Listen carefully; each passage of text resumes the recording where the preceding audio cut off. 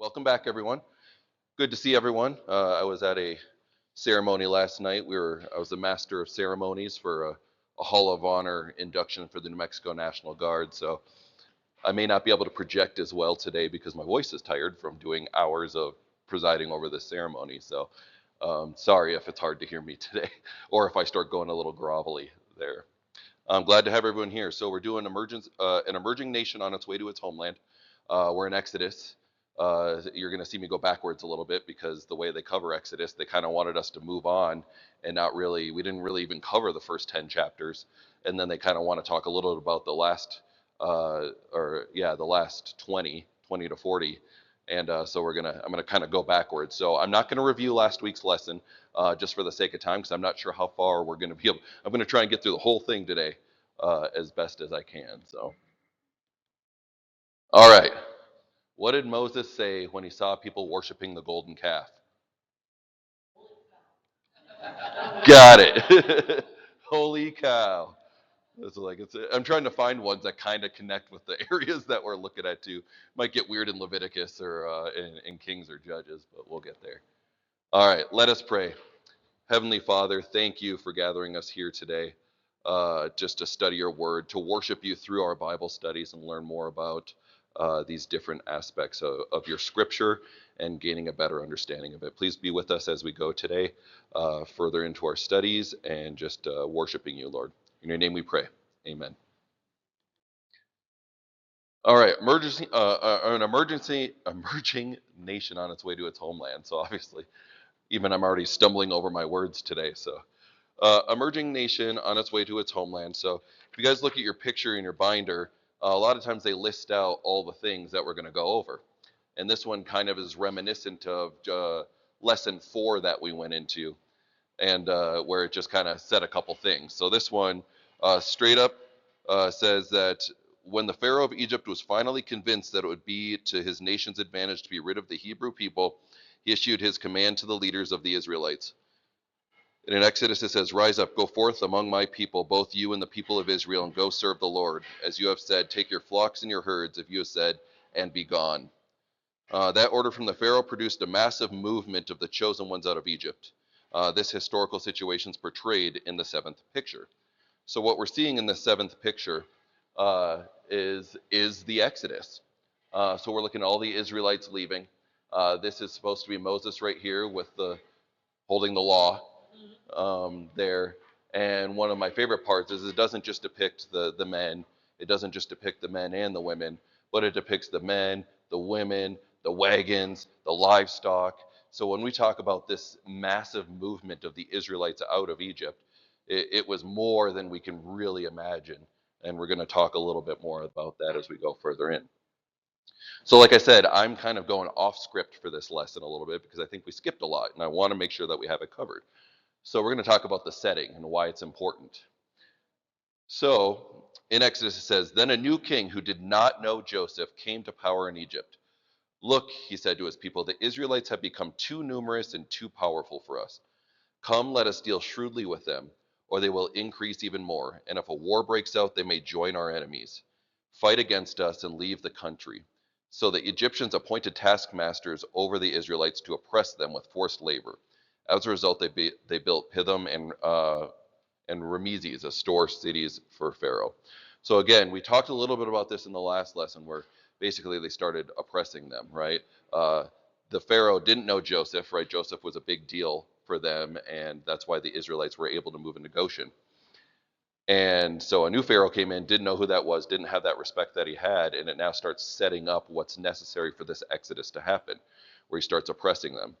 And as we're going to see, as he starts oppressing them, God puts his hand on them and basically says, continue to be numerous. We're going to make it even better, make you even more numerous to fulfill some of those promises that we talked about in the previous lessons. So as they go forward, now we need a leader. They need someone to lead these people and to help deliver these promises. So in Exodus 3, 1 through 8, it says, "Now Moses was keeping the flock of his father-in-law, Jethro, the priest of Midian, and he led his flock to the west side of the wilderness and came to Horeb, the mountain of God. And the angel of the Lord appeared to him in a flame of fire out of the midst of a bush. He looked, and behold, the bush was burning, yet it was not consumed. And Moses said, I will turn aside to see the great sight, why the bush has not burned. When the Lord saw that he had turned aside to see, God called him out of the bush, Moses, Moses. And he said, Here I am. Then he said, Do not come near. Take your sandals off your feet, for the place on which you are standing is holy ground. And he said, I am the God of your father, the God of Abraham, the God of Isaac, and the God of Jacob. And Moses hid his face, for he was afraid to look at God. So in here we're talking about, again, the burning bush. We've heard this story multiple times, but Moses was a little scared, right? Which, as you would be, there's a fire in a bush burning up, turns his face, trying to figure out what's going on. And again, and I think I've talked about this a couple times, one of the most amazing things that I like to see in this Old Testament is anytime God calls out to these people, he'll say their name, and they'll say, Here I am. And essentially they're saying, at your service. When you really, if I remember right, when you look deeper into the Hebrew and how it's translated, it's more of at your service. So again, God is calling out to them and saying, Here I am at your service. Another thing is removing the sandals on holy ground, which is quite interesting because there's a lot of churches that actually frown upon certain aspects of you taking your shoes off, and some churches actually will have people worship and perform their duties without their shoes on for that reason, just as a reminder of being grounded, and historically that's what they had done. Then the Lord said, I have surely seen the affliction of my people who are in Egypt and heard their cry because of the taskmasters. I know their sufferings, and I have come down to deliver them out of the hand of the Egyptians, to bring them up out of the land to a good and broad land, a land flowing with milk and honey, to the place of the Canaanites, the Hittites, the Amorites, the Perizzites, the Hivites, and the Jebusites. So again, we're starting to see these patterns, right? These promises, and now he's saying, when every time God speaks, it's not just words. His words are action. So as he says these things, he's putting things into motion. And so this is exactly what's going on when he's getting ready to call Moses to put these words into action. So continuing on in Exodus chapter 3, verses 19 and 20, I know, however, that the king of Egypt will not let you go unless compelled by a mighty hand. So I will stretch out my hand and strike Egypt with all my wonders that I will perform in it. And after that, he will let you go. So there's a couple of things here that I just find interesting overall, is that if God has to compel you to do something, that's kind of scary. If you ever talk about a God compelling you to do something, right? So think about those words, with a mighty hand. And then when you see the words, strike Egypt with all my wonders, it kind of feels a little off, because the word strike is not necessarily a good thing that you usually hear about. So when you say strike as a negative thing and then wonders as a good thing, trying to mix those together a little bit. But when you talk about those wonders, we know that he's going to perform those miracles, those wonders throughout this part of Exodus. All right, quickly, the plagues. And then so he gives Moses his wonders. He gives Moses his wonders to show to Aaron. And then him and Aaron were supposed to take wonders, and they were supposed to go to the leadership in Israel, the Israelite leadership, and show them the wonders and say, yes, I am truly called by God. They will believe me. After Moses was super whiny. I like to compare Moses at this time to kind of Luke Skywalker in Star Wars. He was like, I don't want to do it. I just want to go in town and get the power converters. So Moses he's trying to get out of this thing over and over again, and he's running away, and he's getting super whiny about it, and God is patient, which is one of my favorite parts. God has been patient over and over and over again.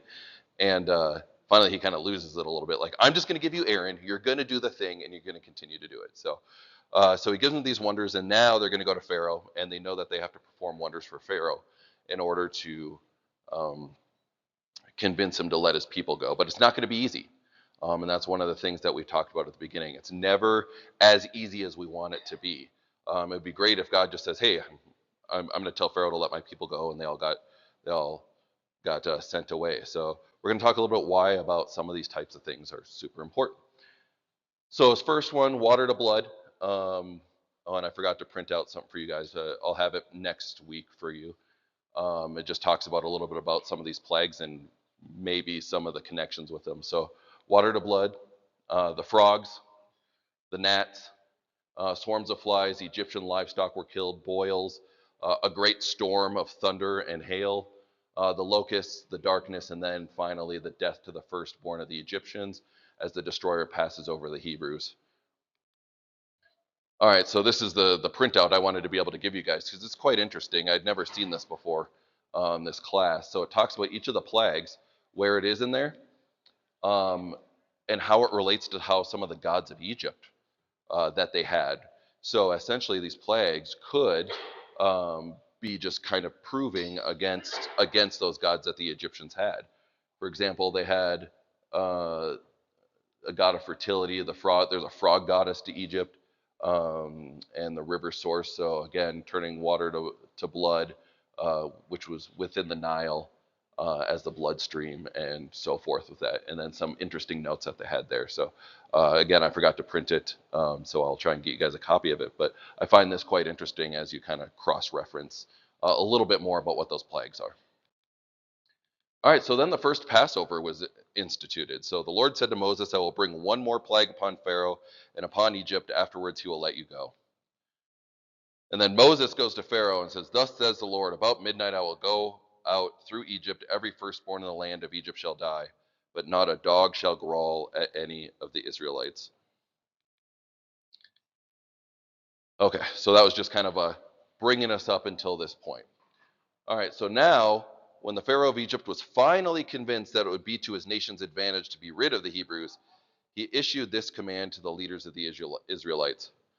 Rise up, go forth from among my people, both you and the people of Israel, and go serve the Lord, as you have said. Take your flocks and your herds, have you said, and be gone. So finally he says, it's not even a, all right, you guys are good. Do what you need to do. It's a, get out of here. I'm tired of it. You killed all the firstborns, the livestock, the boils, the frogs, and went through that.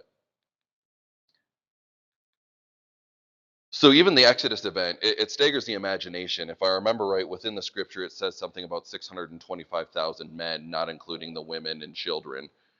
So truly, when you hear that number, you know that there was a lot more women, there was a lot more children, and the livestock. And so this was just a massive event.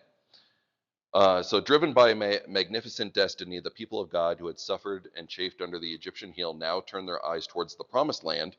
Again, we've heard about the promised land, and a migration of phenomenal proportions began. Again, phenomenal proportions because of the amount of people. There will be a lot of reading today, so I'll ask for some help just because my voice is getting tired. I can grab this one, Exodus 12, 37, and 38. We're going to be in Exodus and Numbers today. 12, 37, and 38. The Israelites journeyed from Ramesses to Succoth, and there were about 600,000 men on foot, besides women and children. Many other people went up with him, and also large droves of livestock, both flocks and herds. All right, so I got a little bit ahead of myself. 600,000 men, besides women and children, and the livestock. So again, huge amount of people at this time. So the books, such as Exodus, Numbers, and Deuteronomy, describe the struggles, the defeats, and the victories in which these masses experienced as they plodded through the desert and wilderness on the way to the promised land. So a lot of people get kind of, as we go into Exodus, Numbers, and Deuteronomy, are why is it repeating themselves and why are we hearing these stories? And we're going to talk a little bit more about why there's such an emphasis on this. So we hear that a crisis arises. And we would expect crisis in such a migration of large proportions. Why is that? Well, the departure was swift and sudden. So in Exodus 12, 33 and 34, this is how we know it's swift and sudden. The Egyptians urged the people to hurry and leave the country, for otherwise they said, we will all die. So the people took their dough before the yeast was added and carried it on their shoulders in kneading troughs wrapped in clothing. So they were, once they got released, they're like, we need to get out of here because Pharaoh or something is going to happen to us. We need to move on from it. So it was swift and sudden. There was no time to prepare any of those provisions, which is in verse 39, which says, With the dough the Israelites had brought from Egypt, they baked loaves of unleavened bread. The dough was without yeast because they had been driven out of Egypt and did not have time to prepare the food themselves. All right, again, this was a quick mass exodus, and they had to travel by day and by night.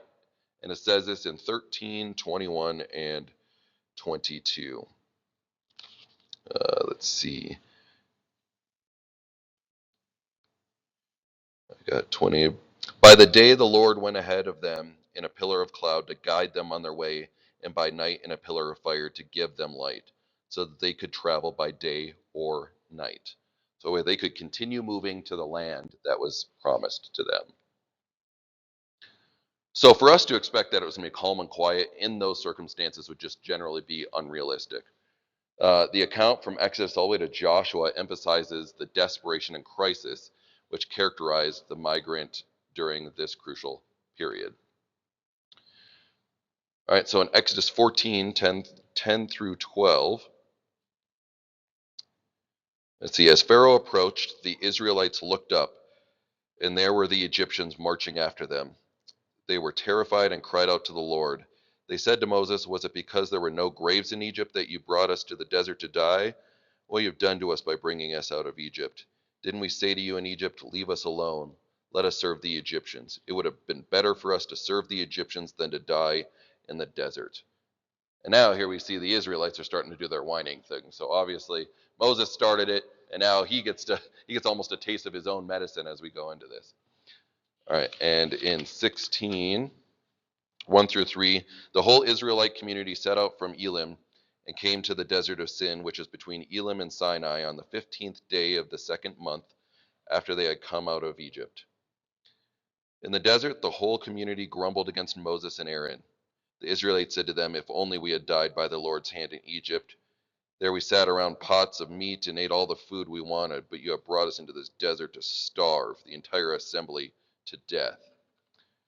So again, we hear more whining as they go. They wanted to be released until they didn't. All right, and in 17, Exodus 17, 1 through 4, if someone will look up Numbers 11, 1 through 6 for me for after I'm done with this one. 17, 1 through 4, the whole Israelite community set out from the desert of Sin, traveling from place to place as the Lord commanded. They camped at Rephidim, but there was no water for the people to drink. So they quarreled with Moses and said, "Give us water to drink." Moses replied, "Why do you quarrel with me? Why do you put the Lord to the test?" But the people were thirsty for water there, and they grumbled against Moses. They said, "Why do you bring us up out of Egypt to make us, our children and livestock, die of thirst?" And if someone can grab chapter 11, 1 through 6 for me. The people complained in the hearing of the Lord about their misfortunes. When the Lord heard it, his anger was kindled, and the fire of the Lord burned among them and consumed some outlying parts of the camp. Then the people cried out to Moses, and Moses prayed to the Lord, and the fire died down. So the name of that place was called Taberah, because of the fire that the Lord burned among them. Now the rabble that was among them had a strong craving. The people of Israel also went to him and said, "Oh, that we had meat to eat. Remember the flesh we ate in Egypt? That cost nothing. The cucumbers, the melons, the leeks, the onions, and the garlic. But now our strength is dried up, and there is nothing at all but this manna to look at." So again, we hear this whining. And in each one of these cases, God provides. Quite interesting that they seem to lose trust and faith each time they want to whine, and they get tired of what God has done for them. What shall we eat? What shall we drink? Would that we would have died by the hand of the Lord in the land of Egypt, when we sat by the flesh pots and ate bread to the full, for you have brought us out into the wilderness to kill this whole assembly with hunger. So they're not even just whining. They're talking about, like, it would have been, we want to go back into slavery. That was such a better time for us because we had everything provided and it felt like less work, even under all of that oppression. Our wives and our little ones will become a prey. Would it not be better for us to go back to Egypt? Again, they keep wanting to go back. But Christ has permitted God to school the people in trust. So Israel's real and imagined calamities prove to be training grounds in trust. So these repeated parts here are to teach them to trust that God will provide over and over again. But again, they trust and like, wow, that was amazing. That's great. I don't have any complaints for like 7 minutes. And then they go on and they got another complaint. So in these training grounds of trust, Exodus 14, 13, and 14, Moses answered the people, "Do not be afraid, stand firm, and you will see the deliverance of the Lord will bring you today. The Egyptians you see today, you will never see again. The Lord will fight for you. You need only to be still." And in 30, that day the Lord saved Israel from the hands of the Egyptians, and Israel saw the Egyptians lying dead on the shore. And when the Israelites saw the mighty hand of the Lord displayed against the Egyptians, the people feared the Lord and put their trust in him and in Moses as his servant. So it's not even just the trust in the Lord at the time. They put trust in Moses, right? Because they had to build that trust. Like, who are you? Even though he had performed all these wonders, he delivered on the promise that they were going to be sent out of Egypt to their land, but that's not enough. So they kept asking over and over again, and he got delivered, or God delivered on his promise over and over again. And in 16 verse 9, then Moses told Aaron, "Say to the entire Israelite community, come before the Lord, for he has heard your grumbling." While Aaron was speaking to the whole Israelite community, they looked toward the desert, and there was the glory of the Lord appearing in a cloud. The Lord said to Moses, "I have heard the grumbling of the Israelites. Tell them at twilight you will eat meat, and in the morning you will be filled with bread. Then you will know that I am the Lord your God." That evening quail came and covered the camp. In the morning there was a layer of dew around the camp. When the dew was gone, thin flakes like frost on the ground appeared on the desert floor. When the Israelites saw it, they said to each other, "What is it?" For they did not know what it was. Moses said to them, "It is the bread of the bread the Lord has given you to eat." Again, delivered on his promise. Heard their grumbling, heard their whining, and delivered on it to prove in that promise. All right, and in 17:5 through 7, the Lord answered Moses, "Go out in front of your people, take with you some of the elders of Israel, and take in your hand the staff with which you struck the Nile, and go. I will stand there before you by the rock at Horeb. Strike the rock, and the water will come out of it for the people to drink." So Moses did this in the sight of the elders of Israel. And he called the place Massah and Meribah, because the Israelites quarreled, and because they tested the Lord, saying, "Is the Lord among us or not?" And if someone wants to grab Numbers 11, 18 through 23 for me, please. So again, we're delivering on these promises over and over again to teach them to trust in the Lord and trust in Moses, and then they forget and they whine and he delivers. We're seeing these patterns. Say to the people, consecrate yourselves for tomorrow, and you shall eat meat. For you have wept in the hearing of the Lord, saying, who will give us meat to eat? For it was better for us in Egypt. Therefore the Lord will give you meat, and you shall eat. You shall not eat just 1 day, or 2 days, or 5 days, or 10 days, or 20 days, but a whole month, until it comes out of your nostrils and becomes loathsome to you. Because you have rejected the Lord, who is among you, and have wept before him, saying, why did we come out of Egypt? Moses said, the people among whom I am numbered 600,000 on foot. And you have said, I will give them meat, that they may eat a whole month. To where am I going? 23. Shall flocks and herds be slaughtered for them, and be enough for them? Shall all the fish of the sea be gathered together for them, and be enough for them? And the Lord said to Moses, is the Lord's hand shortened? Now you shall see whether my word will come true for you or not. All right. So you see, God is patient, kept delivering on it and delivering on it. You see him to start getting a little upset when you hear about the Lord's anger burning and saying, all right, fine, you're gonna be giving it to it till it comes out of your nostrils. I know as parents, I'm sure we've all heard stuff like that before. It's like, fine, you want to whine about it, I'll take care of you, and you won't ever want it again. Finally, he's getting a little frustrated. But during this time, organization does develop. So the Great Migration demanded intricate organization. Pandemonium and chaos would have been inevitable without it, right? They needed some sort of organization instead of them all just running around like a bunch of crazy people, with only one person in charge. So at this time, rulers were appointed.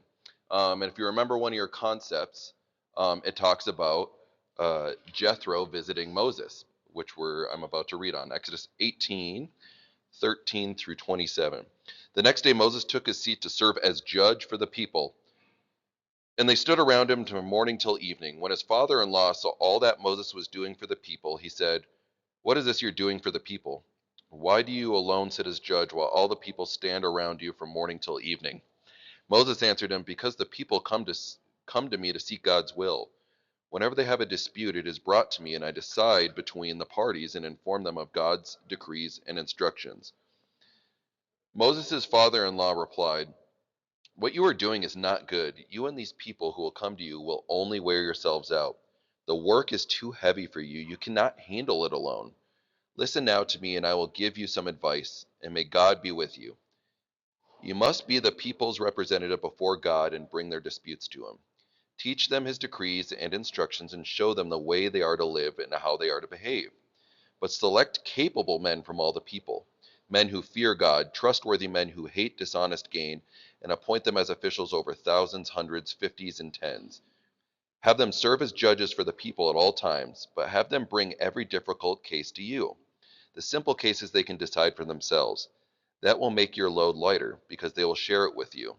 If you do this, and God so demands, you will be able to stand the strain, and all these people will go home satisfied. Moses listened to his father-in-law and did everything he said. He chose capable men from all Israel and made them leaders of the people, officials over thousands, hundreds, fifties, and tens. They served as judges for the people at all times. The difficult cases they brought to Moses, but the simple ones they decided for themselves. Then Moses sent his father-in-law on his way, and Jethro returned to his own country. I find this quite interesting. First off, because it's his father-in-law that's telling him what to do, listening to him. And if you guys kind of remember with Jethro, it doesn't specifically say that Jethro was a Christian before they'd started this, before Moses had found his bride. So they're thinking, a lot of people think that potentially Jethro at the time wasn't a Christian, but you see him providing this advice. So we saw 600,000 men, not including women and children and all the livestock. Moses alone is sitting wherever he is at the time and judging and listening to all the quarrels. Now, I couldn't, like, even just thinking about it, I'm like, yeah, this dude never gets a break because there's always going to be quarrels with all of these things happening. Jethro sees him and says, "Why are you doing that, man?" And he tells him, "Hey, man, why don't you just start appointing people at different levels to help you with these decisions?" We're starting to see the development of the court system here, where we're going to appoint judges over different levels of people at different levels and make these decisions, so you're not doing it alone. But again, we're looking for people who hate dishonest gain, fear and trust the Lord, and can make these decisions. And if they know it's too struggle or too complicated, then we can bring them to you, Moses. You're doing so much here. A census was taken.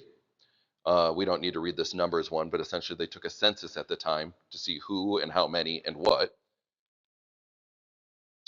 And the delegation of religious duties was precise. All right, Numbers. All right, in Numbers 1:51, it says, almost there. Whenever the tabernacle is to move, the Levites are to take it down. And whenever the tabernacle is to be set up, the Levites shall do it. Anyone else who approaches it will be put to death. All right, so again, we're starting to see this development of people being in charge of these religious duties. You're starting to see development of the idea of a priesthood. All right, and 4:2 through 4. Take a census of the Kohathite branch of the Levites by their clans and families. Count all the men from 30 to 50 years of age who come to serve in the work at the tent of meeting. This is the work of the Kohathites at the tent of meeting in the care of the most holy things. And over to verse 15. If someone wants to start looking up chapter 22 through 28 for me. After Aaron and his sons have finished covering the holy furnishings and all the holy articles, And when the camp is ready to move, only then are the Kohathites to come and do the carrying. But they must not touch the holy things, or they will die. The Kohathites are to carry those things that are in the tent of meeting. All right, and if someone has 22 through 28 for me.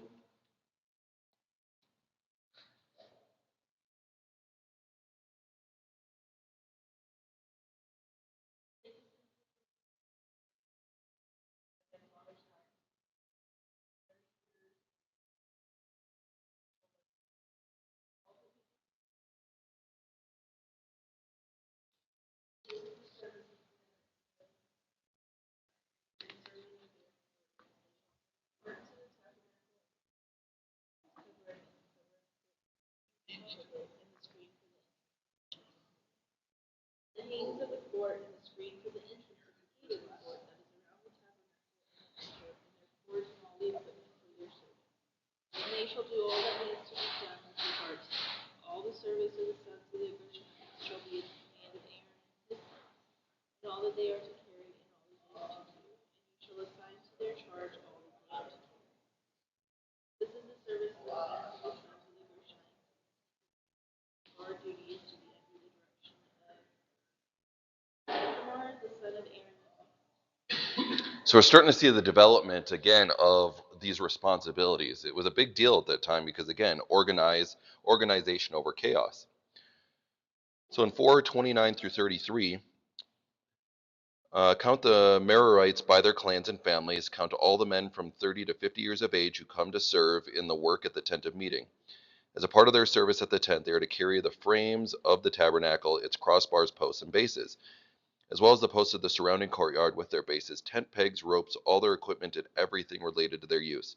Assign to each man the specific things he is to carry. This is the service of the Merarite clans as they work at the tent of meeting under the direction of Ithamar, son of Aaron, the priest. All right, so the encampment orders were detailed and very specific. So each family had their jobs by their standards.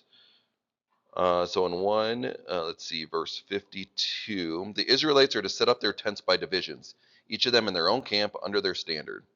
And then, which again was kind of like their flags, so they knew exactly where they're at. Chapter 2, verses 1 through 31. I'm not going to read all 31 verses. So essentially at this point, they're taking all of them, telling them where they're going to be, where they're going to be stationed, and how they're going to do it. So it's important for the Israelites to know on what side of the tabernacle their people were supposed to be, where they were supposed to move, and how they were supposed to move these things. So again, as we go forward and learn about these things, even breaking camp was systematic. I won't go into it, but it talks exactly about how to break down the camp, in what order, and whose job it was as they assigned those tasks. The communication system was orderly. So in Numbers 10, 1 through 10, they talk about the trumpets. They talk about exactly how they were supposed to know what to do, who they were supposed to communicate, and what they were going to hear at the time. So organization of the kind denoted was vital to the very existence of these people. Without it, all of the Israelites would have perished in the desert. Again, they were just wandering around in chaos. So it needed to be put into an organization so that they would survive and fulfill the promises that were given to them.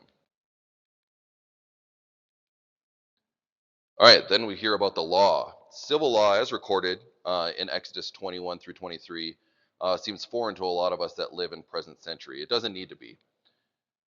Because they were living in those unique conditions, God's chosen people needed unique laws to speak to unique situations. So obviously there was very specific things that were coming up, happening, and causing issues. So that way they had to actually come up with laws to address these issues. So some of them might seem super strange at the time, but there was a reason for it. People lived in close contact with each other. So remember, these people, there was so many of them, and they were in their clans that it's gonna cause issues. I don't know if you guys have ever been on a road trip or a 15-passenger van with the youth, or the bus, the faith bus. Depending on how long these trips go, they're gonna fight. That sibling rivalry is real. So of course, if we know that happens in our life, we know that with these Israelites who are just now learning how to obey their rules, that will continue to be a problem. So in 21, 18, and 19, if people quarrel and one person hits another with a stone with their fist, and one victim does not die but is confined to the bed, the one who struck the blow will not be held liable. If the other can get up and walk around outside with a staff, however, the guilty party must pay the injured person for any loss of time and see that the victim is completely healed. So this is actually one of my favorite rules that they come up with. It's like, hey, if you guys get in a fight and you hit a guy and he gets hurt, but he can get up and walk around with a staff, your job now, because you're the one that hit him, you are to take care of him. I was like, I kind of like that. So if we could implement that into our court system to tell people now you're responsible for taking care of this person for the rest of their life, I think maybe people would learn. Maybe they would learn. 21, 20 through 25.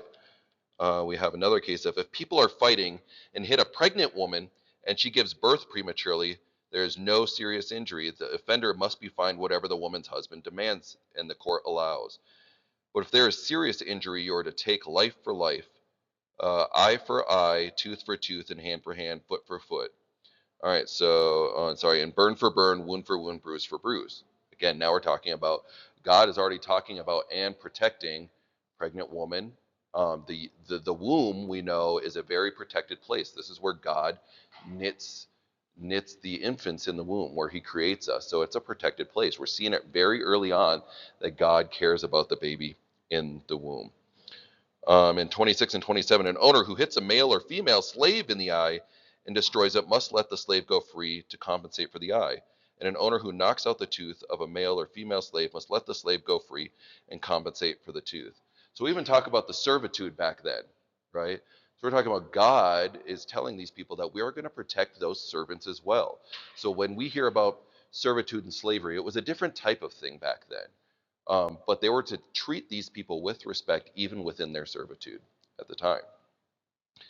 And 23, 1 through 3, do not spread false reports. Do not help a guilty person by being a malicious witness. Do not follow the crowd in doing wrong.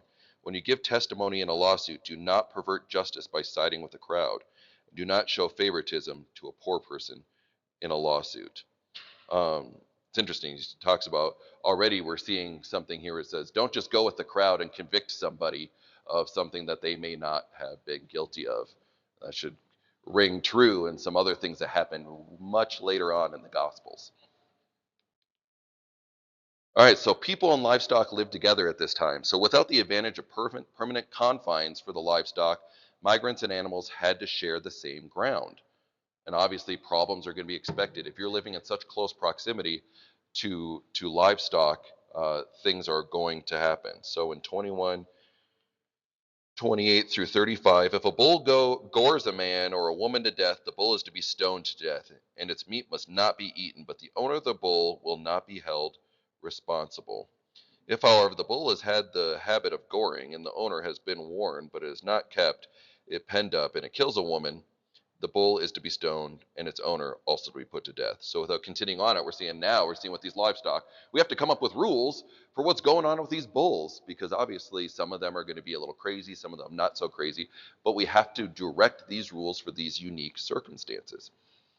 On 22, 1 through 4, whoever steals an ox or a sheep and slaughters it or sells it must pay back 5 head of cattle for the ox and 4 sheep for the sheep. If a thief is caught breaking in at night and is struck a fatal blow, the defender is not guilty of bloodshed. But if it happens after sunrise, the defender is guilty of bloodshed. Anyone who steals must certainly make restitution, but if they have nothing, they must be sold to pay for their theft. If the stolen animal is found alive in their possession, whether ox or donkey or sheep, they must pay back double. If anyone grazes their livestock in a field or vineyard and lets them stray, or they graze in someone else's field, the offender must make restitution from the best of their own field or vineyard. Again, we're talking about oxen, livestock, and theft now. Very interesting part about this verse is they talk about, hey, if they break in at night and you kill them because you're scared or you think that they're trying to kill you, you're not held liable. You're good.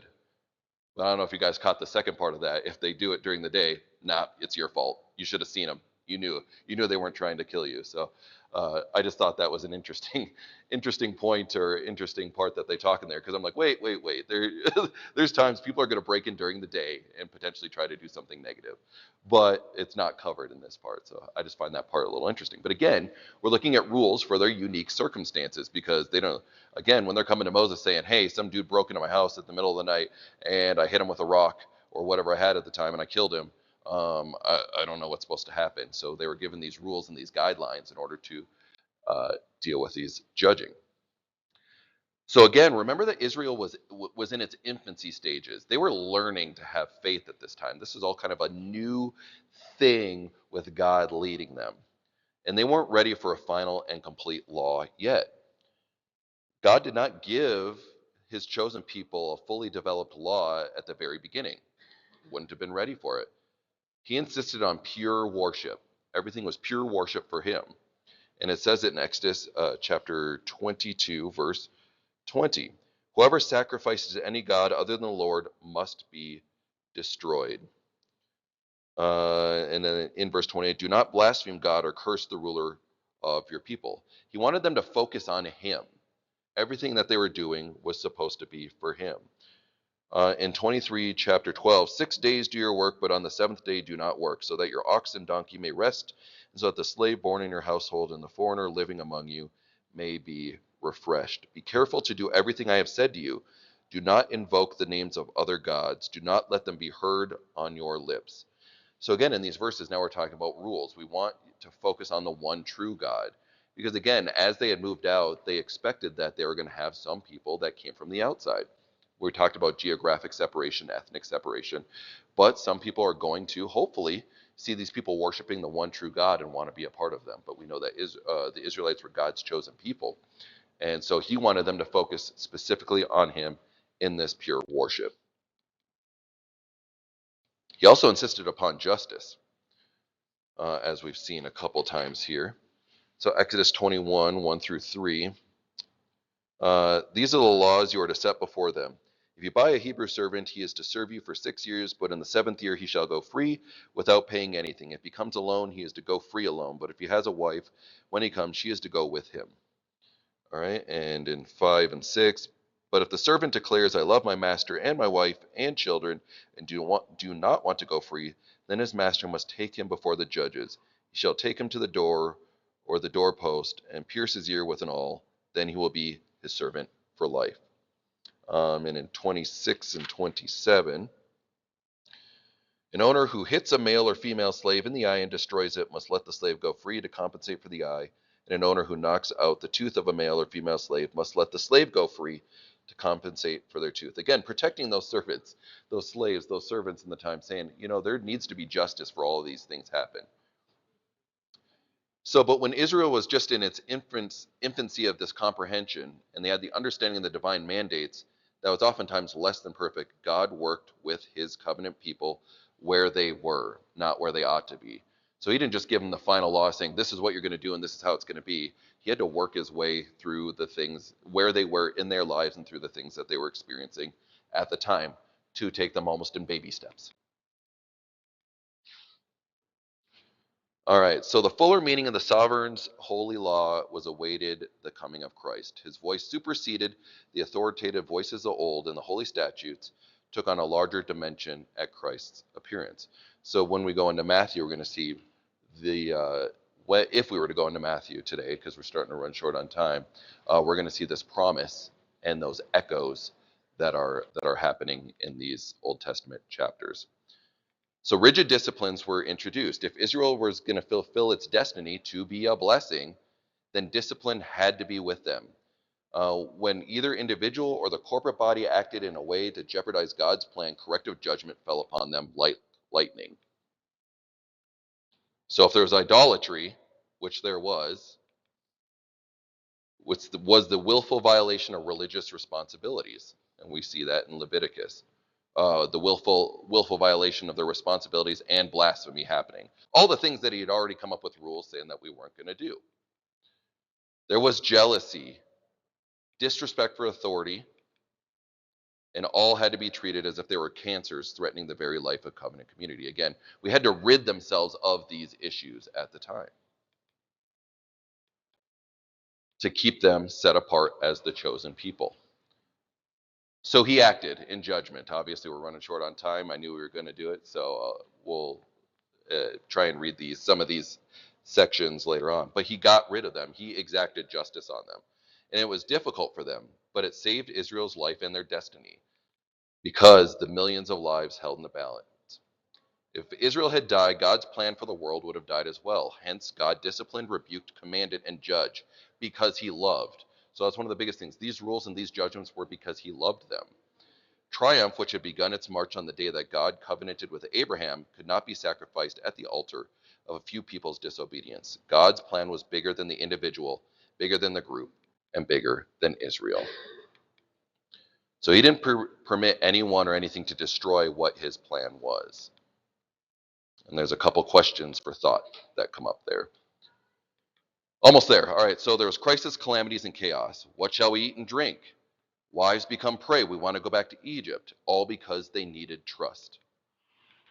There was organization. There was the census, the encampment orders, the communication system, including those trumpets. And then there was laws and legislation. There was the moral law with the 10 Commandments, the civil law, the people under unique conditions, and he came to them where they were, not where they ought to be quite yet. And they needed discipline. Moses going up to the mountain, and then they provided the golden calf to fill it. And God disciplined, rebuked, and judged, but remember, it's because he did love them. These were all essential to help Israel to fulfill its destiny, to be a blessing. It was all baby steps for these people to fulfill this blessing. All right, got through it. Sorry, we had to go kind of quick at the end, but it's just one of those. So next week, we will not be in here. It's the 70th anniversary party. They're decorating here, and they think that you all are going to ruin the decorations. No, they just don't want you guys to quite see it quite yet. So we will be in the lecture hall downstairs next week. So we are still meeting. We'll just be in the lecture hall down there. And we're going over a Destiny Insured. I'll have signs out front just to remind people that we're downstairs in case you forget. And try and complete the assignment. And I think the assignment was read the book of Numbers or something like that. It'll be something like that. But try and complete it. Again, it helps if I have to speed through things if you've pre-read it, because you kind of generally gain what we're going on there. A 70th anniversary. Don't forget, we're having that birthday party, so hopefully everyone signed up for it. So I'll send you off with this blessing. May the Lord watch between me and thee while you're absent one from another. Amen. Thank you, everybody.